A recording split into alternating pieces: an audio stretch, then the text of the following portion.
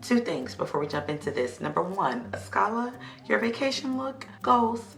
Second of all, Ashley, if the alliance is happening that I think is happening between Mia and Candice and their husbands by default, Chris and Gorden, I almost feel sorry for you.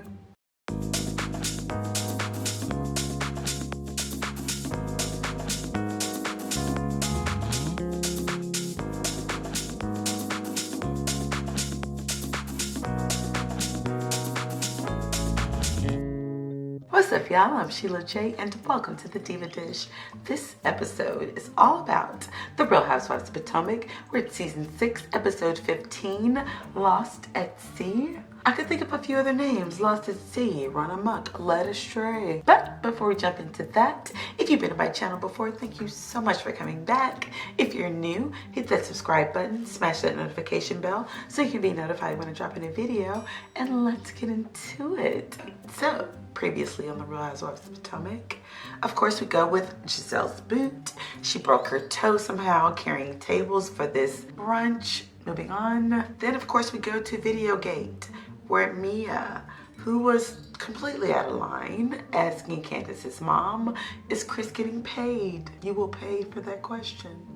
Moving on. Then of course we go to the shady brunch, or the reasonably shady brunch that I think was mainly shady.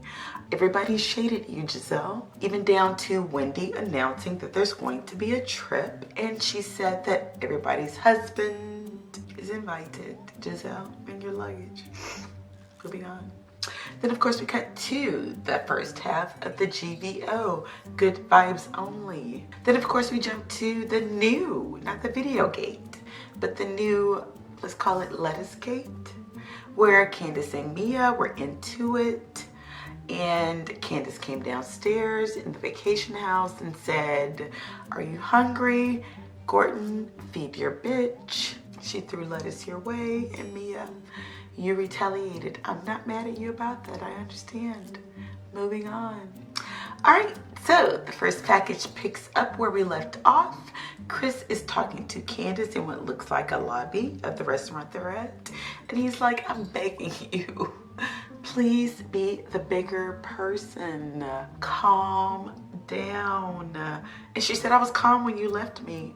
Were you? Moving on. So of course everybody sits down, we're all good, and then it goes to Robin on her phone booking a hotel, and Wendy clearly not giving a you know what, eating her shrimp, talking about how good it is in an effort to show Robin and Gizelle that yeah, I'm still very in my feelings about the fact that you A, declined the trip. You said you weren't coming. Then you come and then shame and shade me because there's not a bathroom or a room that's downstairs for you. Do you remember that you said you were not coming? Gizelle, Robin, get it together. Moving on. So everybody's leaving the restaurant and everybody's getting on the Sprinter to go back to the vacation house. So they get on there and everybody's, a little tipsy and they're drinking and, talking about things. And Gorden, you know how he gets when he drinks, child. He was like, "When I get home, I'm going to bed because I'm going to give me a piece of ass." Eddie, me and Eddie, we know how to put it down. But this average over here pointing to Chris. And Candice, being the good wife that she is, and I love you for it, Candice, was like, "No average over here. The brown dick does what it's supposed to do." And Gorden, the aficionado on dicks, are you? Was like, his dick in brown is white. So Chris, drunk, gets up and he's like, "No, it's not." What's funny is Gizelle held her purse up. "I don't want to see, girl. You know you want to see." Moving on. Maybe Candice gave him the mama face like, "Sit yours down." You know how mamas do? Without moving their lips. Well, they move their lips, but they don't part their teeth like, "Sit yours down." That's what Candice did. I ain't mad at you. And Mia from the back, "Gorden, what are you doing? Being Gorden." He was like, "Don't make me pull mine out and show y'all I still got it." You're not. because you don't. Moving on. So when Gordon was threatening to pull out his dick to show everybody that he still had it, when Chris was threatening to pull out his brown dick, he was like, let's get it going. Let's get some pussy popping on this bus. And Ashley was like, yeah, Gordon, where can we, G, where can we go to get some pussy popping? And he was like, driver, pull over. Ashley wants to see some pussy popping. Let's find a strip club. And Ashley was like, no, I didn't mean that. I just meant that I felt like you knew where to go. You were being shady. But because Gordon was drunk, I'm sure, and extra apologetic, he was like, I probably read too much into that. And she said a little bit. We're going to let you have it, Ashley, for a little bit more. Moving on. So Ashley had the nerve to say that, looking at G, Gordon, and was like, you know what? The difference between G and Michael is that he knows how to act in a group of people that he just met. Are you talking about Michael Darby, your husband? Have you watched season 1? On the boat. His first appearance, where he took off his pants and tried to jump in the water. And Giselle told him to pull up his pants and pick up his keys. You remember that? I do. You're doing too much, which is why I'm so happy and hopeful that Mia and Candice do get together on your ass. Because you seem to forget all the messy, petty shit that you do and ridiculous, embarrassing shit that your husband does. But hopefully they are there to remind you. Moving on. So we get to the house, everybody's going in, and it cuts to Chris, and he's like, I am so sick of y'all, you know, arguing about this stupid petty shit. And, you know, Ashley's not that bad. You know what, Chris, I agree. She's not, your wife even agreed. She's not that bad. So Chris was like, so basically when you see her, you need to be like, I'm gonna let you have it. He sang some song. I don't know what it was, but it was cute. Moving on. So then it cuts to Robin and Giselle back on their hotel stroll, trying to find somewhere to stay because, and I'll give it to Giselle, she was like, my toe is broken, I'm in a boot. There's not a bathroom upstairs that I can use, which means if I have to use a bathroom, I gotta go downstairs, and I have a broken foot, so I get it. So they're looking for a room, Ascala comes in, Mia comes out her door, and they're like, oh my God, what are you doing? Why are you leaving? And of course they explain it, and yeah. So Ascala helps them carry their luggage downstairs, and Wendy and Eddie peeping out the window. And Wendy, I mean, I get it. Yeah, Giselle does the most, Robin does the most. And I know you're in conflict with them, but she was like, they're looking for a moment. No, they're looking for somewhere to stay that's accommodating to their issues. I ain't mad at them, Wendy. I get it. You know, you did not know that they were coming because they did decline the invitation, but they want to be comfortable just like you. I get it, Giselle and Robin. Moving on. All right, so the second package opens up. It's the next morning, and Mia and G are down there having coffee, getting breakfast ready. Mia is commenting on the fact that this is not 5-star, 4-star, 3-star, 2-star, 1-star service here. I left my room a mess. I came back, it was a mess. We get up in the morning, no room service. Nobody making breakfast. Girl, it's COVID, okay? Nobody's carrying your bags as you saw.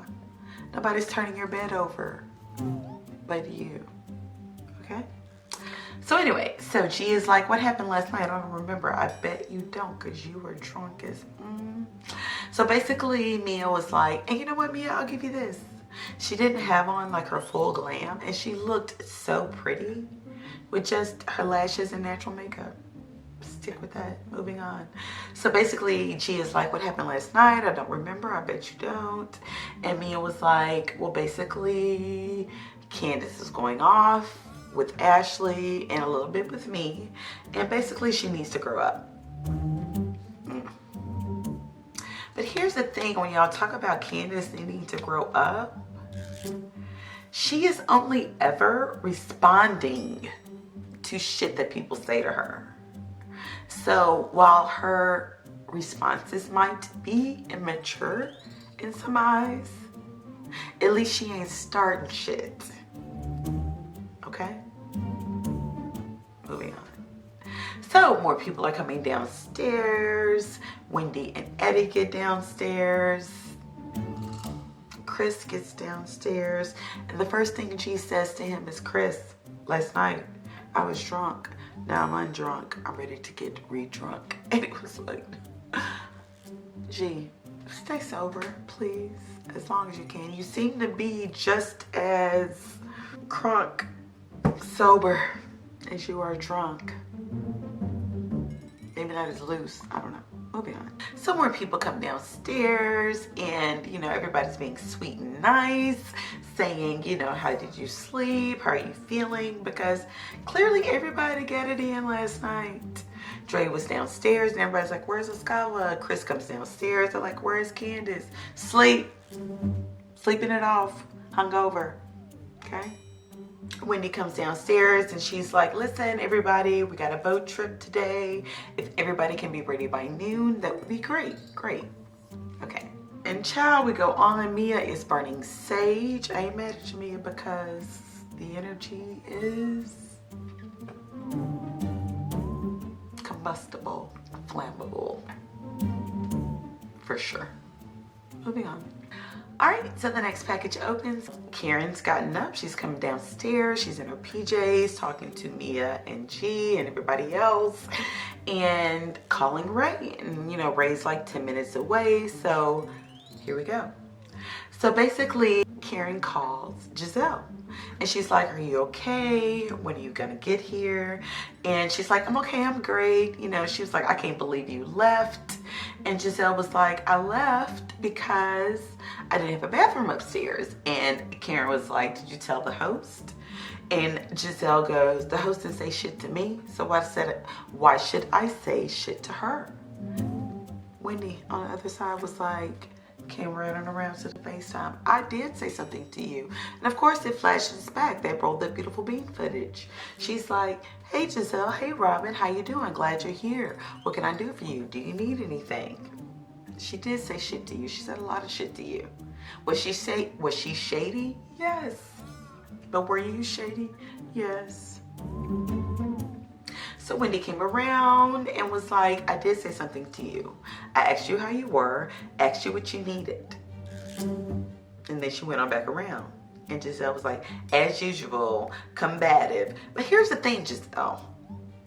You say your slick, shady shit in a nice tone. But when somebody gets bricked with your ass, it's a problem. They're being combative. That's not cool. And maybe after so many people getting you together, you realize that. You might be 100 years old, but hopefully you get it. Moving on. So yeah, everybody's coming downstairs and Mia's down there and Wendy asks her, so, are you gonna have a conversation with Candice? How do you feel about all that went on last night, what she said? Same thing she said the other episode. I mean, Mia, nobody's stupid here. You asked her mama that you just met 5 seconds ago if her husband was being paid. You were doing too much. You're in your bag because Candice matched your shit. Okay? I'm not mad at Candice about it at all. Especially since she didn't know that you had these issues with your mother. Watch your mouth. Watch who you ask about anything with your big hands and your big feet. Okay? That's not nice.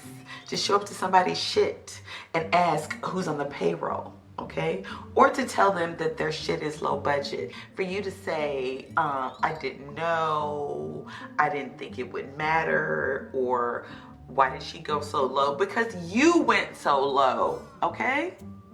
Moving on. All right, so the next package opens. Ray arrives, Giselle arrives, and Robin arrived at the house. Everybody's ready to go booting, okay? So Wendy comes downstairs. Everybody's downstairs but her. Walks right past Giselle and Robin, doesn't say a word, child. I'm not mad at you, only because Giselle, in seasons before, you've acted a goddamn fool. And then when somebody brings you to the carpet on it, or brings you to the mat, it's a problem. It's them. No, it's you too. Okay? And Wendy got it right with you. Sorors and all. You're rude. Got double standards. And literally, I'm glad she's here for you. Moving on. So Wendy comes downstairs. She talks to Candice. Hello, how are you? I get it. And Candice is like, hey, pretty. Glances at Giselle and Robin. Doesn't say a word. I ain't mad at you. So basically, Ray comes in and asks Giselle. Somebody gets her attention, child. Ask her, what happened to your foot? And she said, messing with your wife. Ray says, Karen, Giselle said that she got this broken whatever because of you. My only question is, how did you miss the neck? Right? Stop.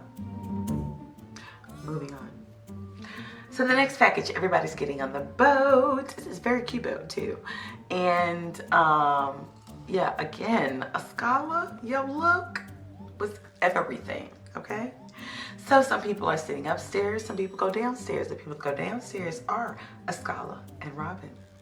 So they're having a conversation, and Ascala, you are the next like Oprah. Ascala had all the questions. So what's your issue with Wendy? How do you feel about that? Do you really like her? When did it start? When did you notice you started not liking her? All the questions. So basically, Robin, to her defense, I can understand her grievance. She's like, you know, when I met her a year ago, everything was fine. Now I'm thinking that I misjudged. Here's what happened. You and Wendy were fine. But when you were in the crew with Ashley and Giselle, when Ashley's the Forehead Darby took her ass over there to talk to Wendy about her husband, and she came in on 10. And to me, Robin, you know, you're very reasonable. I mean, hence your title on your show, you know, reasonably shady. But when you saw how upset Robin was because of what Ashley said to her, I just don't understand why you seem to not understand that. I mean, I get it. She was coming for Giselle because she was putting her on notice. But you called her unreasonable. And if somebody comes to you talking about Juan, you know how you get? You were like this, then like this with Ashley at Oz. When she came to you about the whole Juan shit, about him cheating. So, I don't get it. Yeah, so she's down there talking to Ascala. And Mia comes down with Gorden. I guess maybe they were looking for booze, ass, I don't know. And she hears what they're talking about, and she goes back upstairs and sits down and says, Wendy, I heard you weren't the same person you were last year. And Wendy said, where'd you hear that? Mia. From Robin. And Wendy said, no, I'm not the same person. And I would hope nobody is. I would hope I would hope Robin would be a new person. Because you want to evolve in life. You don't want to be the same year to year. You want to get better, if nothing else. And as she's saying that, Robin is coming upstairs. So basically, Wendy's like, yeah. So, you know, I just told Wendy that you said that she wasn't the same. Robin. I don't want to talk about that. Basically, I have nothing to say. Wendy's extremely combative, and I'm done. I get it. This isn't the time. Because I guess you feel them guns on you, Robin. Wendy's not playing with you, okay? So, Giselle is like, yeah. So, you know, my problem with Wendy is, you know what? I don't even know what my problem is anymore. I'm cool on Wendy. Wendy said, we've been cool. Moving on. So then Mia's like, y'all aren't gonna talk about this. You're not gonna resolve it. And Wendy said, you know what? Since you want to resolve something so bad, why don't you resolve this with Candice? Candice said, you want to do this here? Mia said, yeah, let's do it. Candice, I love you so much. I love when people are vulnerable and tell their truth. It's something so attractive about that. When people are honest about how they feel, it's like, whenever I see it happen, even though I feel like I'm honest, I mean, we all post sometimes. I'm always like, I want to be like that. I want to be honest. Anyway, so she said, I was really hurt by what you said. I'm an independent artist, and I don't really know if I'm doing this the right way. And for somebody to say that what I'm doing is low budget is extremely hurtful, because I'm putting my spirit, my all into this, and I don't expect you to respect my creative process or journey, but I just expect you to be respectful. I love you, girl. So Mia, on the other side, was like, you know what, you're right. I was asking things that were not my business. But the reason I got so emotional is because my mom is on a recovery journey. She was imprisoned for 6 or 9 years. And, you know, when my grandma died, who was everything to all of us, she wasn't able to come. And Giselle with her bitch ass was like, well, usually when prisoners' immediate families die, they're able to go to the funeral. Mind your business. Mind the man you don't have. Mind the children who are looking for a relationship model. Okay? Mind that. Anyway, Samia was like, yeah, she was allowed to go, but only if she was in shackles. And she didn't want to walk in that church in front of her mother's casket and all these people that she grew up with in shackles. Okay, Giselle, you get that?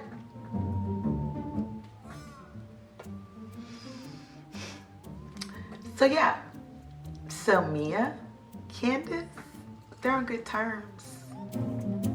Ashley, I guess you were somewhere pumping during this time, because I looked for you and I wanted to see the shade on your face, because you're seeing grown-ups act like grown-ups, but clearly you were at the kiddie table pumping milk for the kids. So yeah, so that's pretty much how it ends, y'all. I'm so pleased with Candice and Mia and their possible new alliance, because this last scene in this fabulous episode, they're on the bus.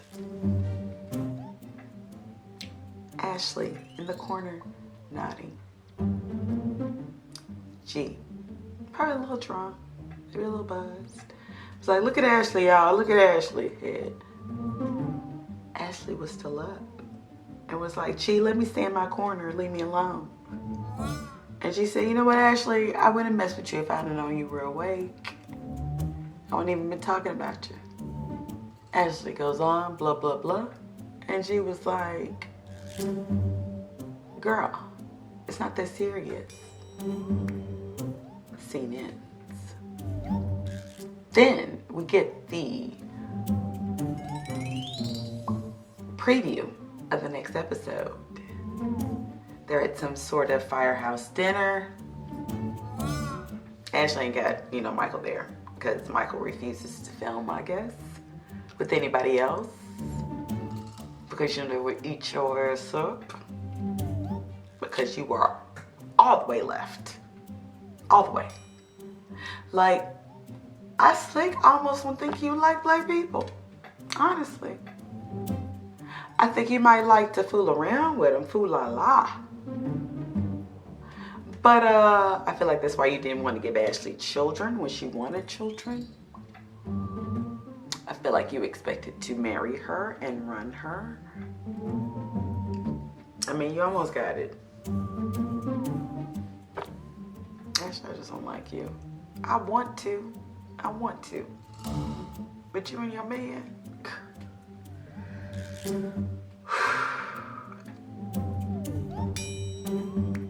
Anyway, so the next episode preview, there's some type of dinner and Ashley doing too motherfucking much.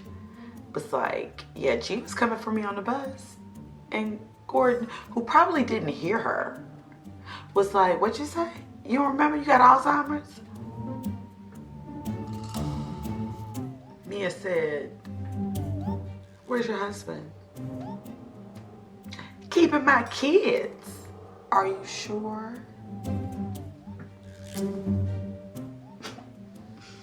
Ashley.